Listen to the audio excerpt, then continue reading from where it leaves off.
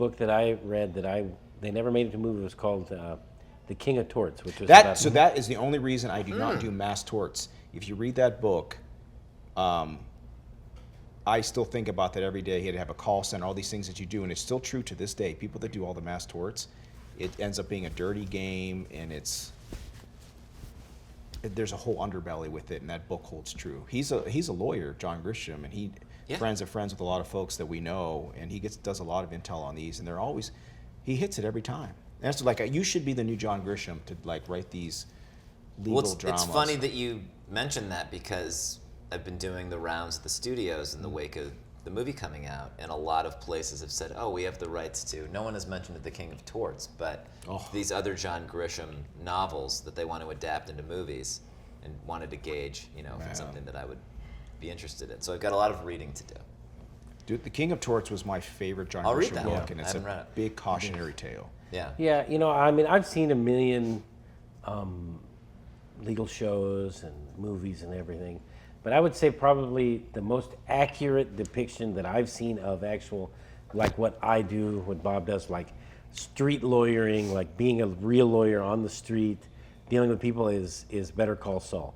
Whoever wrote Better Call Saul must have been a fucking storefront personal injury lawyer like in some shitty town, because they can't write that shit unless you lived it.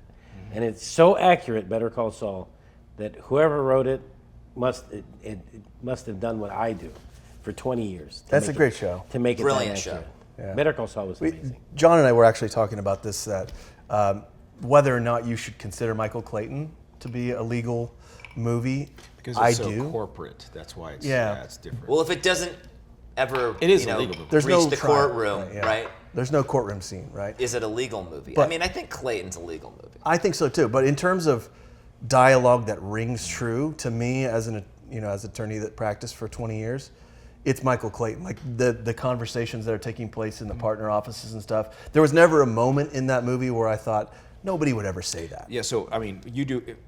Being the engineering background, your engineering degree, the IP, you're in this different level of Mensa that Morrow and I would never understand. Probably, yeah. Probably. Yeah. So we do PI, he does IP, it's not a PP, it's I'm IP. into blood and guts, man. We keep it simple. Blood and guts. No, but Brian now still practices, but does a lot of software startup stuff, M&A, a lot of acquisition deals, and just solving problems that are identified and curing with software, which I'm excited about too. I mean, I love this stuff. It's you're dabbling lately. Dabbling, dab. Oh. Yeah. It's most of my day these days, other than drinking.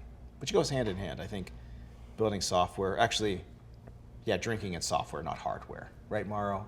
After a full day, you can't do hardware anymore. No. You don't want to be soldering in the garage. Coding, yes. That's okay. Yeah, Coding, well, yes. once in a while I feel like